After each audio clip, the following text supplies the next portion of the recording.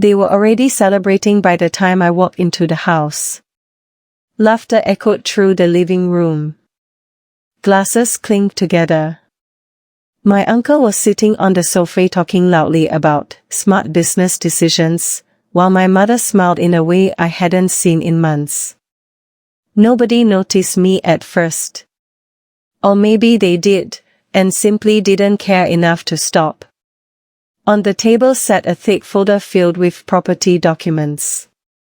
The old family estate. The land my grandfather spent 40 years building piece by piece. The same land he used to walk across every morning before sunrise, checking the soil himself even after he became too old to work properly.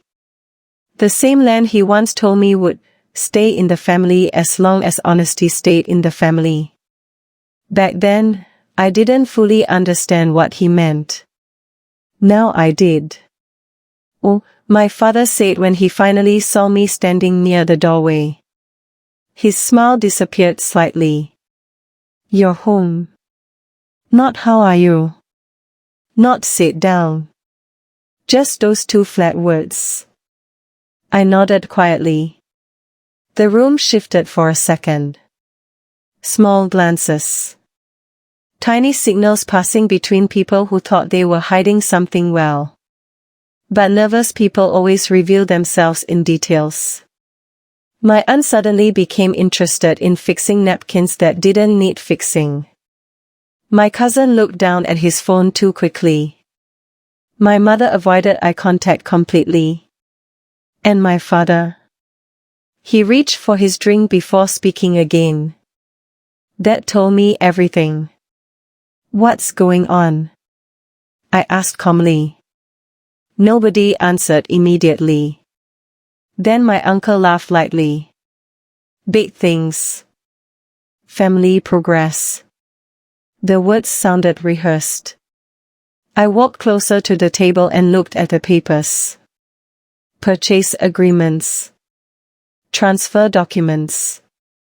Signatures. Official stamps. The property had been sold. Sold completely. For a moment, the room waited for my reaction. Maybe they expected shouting. Maybe anger. Maybe the kind of emotional explosion that would allow them to call me immature and unreasonable afterward. But all I felt was stillness. A strange, cold stillness. "When were you planning to tell me?" I asked. My mother finally spoke, her voice softer than usual. "We were going to explain." There was nothing to explain, my father interrupted sharply. The decision was made. Just like that.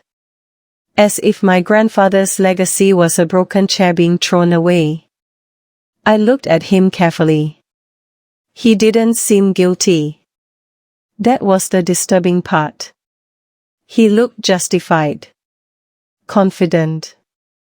Like he had repeated his reasons to himself so many times that he no longer saw betrayal, only convenience. "You weren't using the land," he continued. "Taxes were increasing. Maintenance costs were useless. This was the smart option." Smart. Funny word. People use it when they want profit to sound moral. "And my name?" I asked quietly. That question finally changed the air in the room. Just slightly. My father leaned back. "What about it?" I kept my eyes on him. "The inheritance papers." My uncle answered this time, too quickly. "Your grandfather never finalized that." Lie. A clean, direct lie. I knew because I had been there during the final winter before my grandfather passed away. I remembered the weak movement of his hands. The way he asked everyone else to leave the room before speaking to me alone. Back then, I thought he was simply emotional. Now I understood he was careful. "You were always his favorite," my cousin muttered with a bitter smile. But that doesn't mean the world freezes for you. I ignored him. Because suddenly, something much more important became clear. They weren't nervous because of guilt. They were nervous because they weren't completely sure. My father stood up slowly. Listen carefully. The deal is done. The buyers already transferred the money. There's nothing left to discuss. The room became quiet after that. Heavy quiet. The kind where everyone waits to see who controls the next moment. I looked down at the papers again. Every signature was there. Every stamp. Every official approval. Everything looked complete. Almost complete. And that single missing piece changed everything. I reached into my bag calmly. No rushing. No dramatic movement. Just one smooth motion.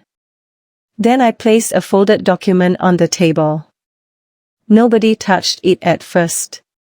But I noticed the exact second my father recognized the handwriting on the front. My grandfather's handwriting. The color drained from his face immediately. My mother whispered, "No." I still said nothing. Because silence was suddenly louder than any accusation I could make. My uncle grabbed the paper quickly and unfolded it with shaking hands. His confident smile disappeared line by line as he read. Then he stopped breathing for a second. Not literally. But enough for the room to feel it. "What is that?" my cousin asked nervously. Nobody answered him. Because now they understood the truth. The property sale had one fatal problem. They sold inheritance rights that legally weren't theirs to sell. And the final ownership authorization was sitting quietly in front of them the entire time. The celebration ended faster than the rain outside. Nobody touched their drinks anymore. The same room that felt loud a few minutes ago now carried the kind of silence people fear, the silence that forces truth into the open. My father kept staring at the paper like the words might change if he looked long enough. "They told us this document didn't exist," my mother whispered. I finally spoke. "They never looked carefully." My uncle folded the paper too quickly, trying to regain control of the situation. "Even if this is real, it doesn't change everything." But his voice had already changed. Confidence becomes fragile the moment certainty disappears.